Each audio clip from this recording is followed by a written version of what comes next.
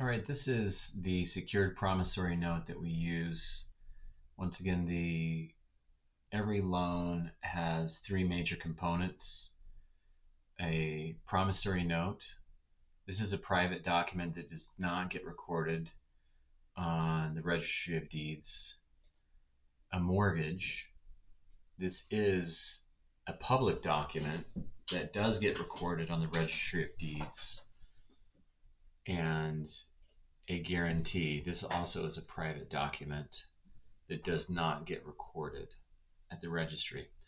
So starting with the note, every note has the amount, as you can see here, 500,000, and the date of the note, and then you have a borrower and a lender. So Athens Street Capital Realty Trust 14 is the lender with my address, and then it once again shows the principal sum of 500,000, and then it goes to the rate and term.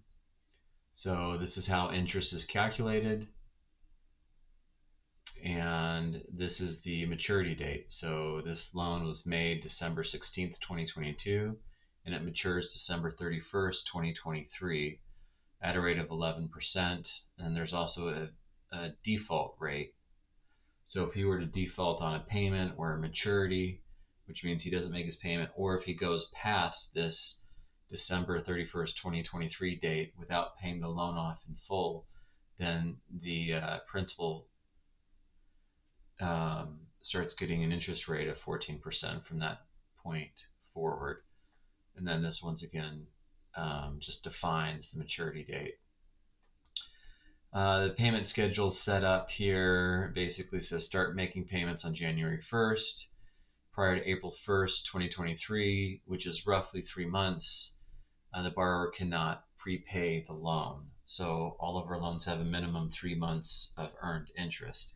Now, if he were to pay it back, let's say March 1st, which obviously is already gone, then he would have to pay interest through April 1st.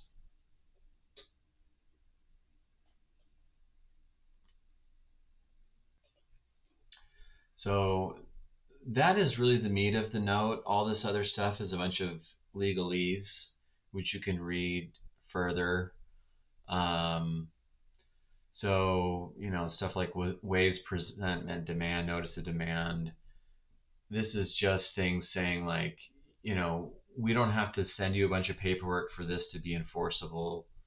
Like if you go into default, we don't have to send a notice of default for you to be in default or for us to enforce the note. Yeah, and so if you do any extensions or modifications, it doesn't mean that we're discharging any of the legal rights and remedies of this note. This is done with the Commonwealth of Massachusetts laws, and that basically says this is the jurisdiction. So we'll be using Massachusetts courts. If anything is deemed illegal or unenforceable, it doesn't mean that the whole note is unenforceable. It's just any like respective clause of the note. This is important too in case laws change. So if a law changes, like for example, if they say default interest can only be 13% and we have 14%, then they can't go and say, well, this note's not valid because default interest is 13%.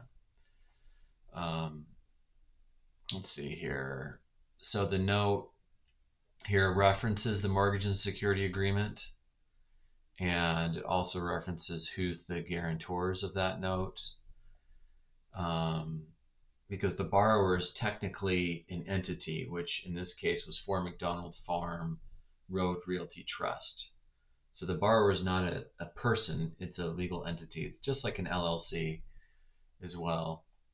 Then this is anything that can cause the note to go into default or us to accelerate it, which means to call it due immediately.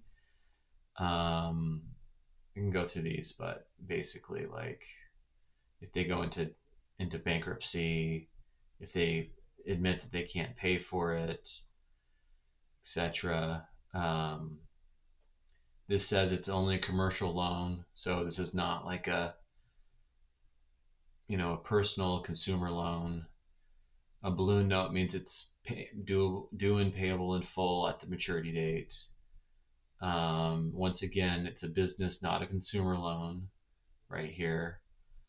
Um, so yeah, this also we have a provision that says this can only be used for construction, renovation, or acquisitions of other real property and business purposes only. So if he uses this money for like personal purposes and says, well, it's a personal loan because I use it for personal purposes, then that's not valid.